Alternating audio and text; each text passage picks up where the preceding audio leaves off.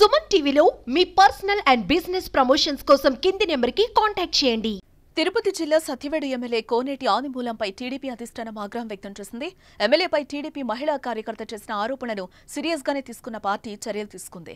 ఆదిమూలంను party నుంచి suspend చేస్తూ అధ్యక్షుడు పల్ల శ్రీనివాసరావు ప్రకటన విడుదల చేశారు. తిరుపతిలోని హోటల్ రూమ్ కి పిలిపించి లైంగికంగా లొంగ తీసుకున్నారని, చాలా మంది మహిళలను ఎమ్మెల్యే వేధిస్తున్నారని టీడీపీకి చెందిన మహిళా కార్యకర్తే సంచలన ఆరోపణలు చేసింది.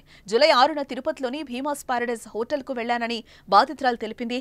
రూమ్ నెంబర్ 109లో సాయంత్రం 4 గంటలకు ఆదిమూలం తనపై అఘాయిత్యం చేశాడని, మళ్లీ 17న మరోమారు అదే హోటల్ రూమ్ లో మధ్యాహ్నం 3 గంటలకు అఘాయిత్యం చేశాడని మీడియాకు తెలిపింది. ప్రైవేట్ హోటల్లో ఆయనతో ఏకాంతంగా గడుపుతున్న వీడియోలను విడుదల చేసింది. తప్పనిసరి పరిస్థితుల్లో తానే వాటిని పెన్ కెమెరాలు రికార్డ్ చేశానని చెప్పుకొచ్చింది. తెలుగుదేశం పార్టీలో ఇలాంటి ఎమ్మెల్యేలు ఉండొద్దని బాధిత మహిళ ముఖ్యమంత్రి చంద్రబాబుకు లేఖ రాశారు. అయితే ఆ వీడియోతో తనకు సంబంధం లేదని అంటున్నారు. ఎలా వచ్చిందో తెలియదని చెప్పారు. అనంతరం ఎమ్మెల్యే అజ్ఞాతంలోకి వెళ్లిపోయారు. ఈ నేపథ్యంలోనే సత్యవేడుపై పార్టీ వేటు వేసింది. గతంలో వైసీపీలో ఉన్న కోనేటి ఆదిమూలం 2024 ఎన్నికల్లో జగన్ టికెట్ ఇవ్వకపోవడంతో వైఎస్ఆర్సీపీకి రాజీనామా చేసి టీడీపీ తరపున పోటీ చేసి విజయం సాధించారు. అయ్యా బాబుగారు, నేనేదో తెలుగుదేశం పార్టీని కించపరచాలని చెప్పి నేను ఇక్కడికి రాలేదు. అతని వల్ల నాకు ప్రాణహాని ఉంది, నన్ను నేను కాపాడుకోవాలని చెప్పి నేను ఇక్కడికి రావడం జరిగింది.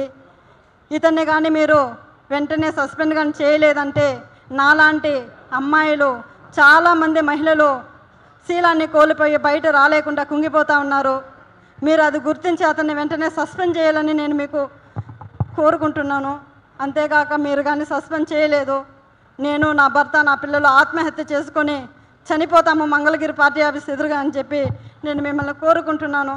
శరణు శరణు మహాప్రభు చంద్రబాబు నాయుడు గారు, మాకు మీరే దిక్కు శరణు బాబు.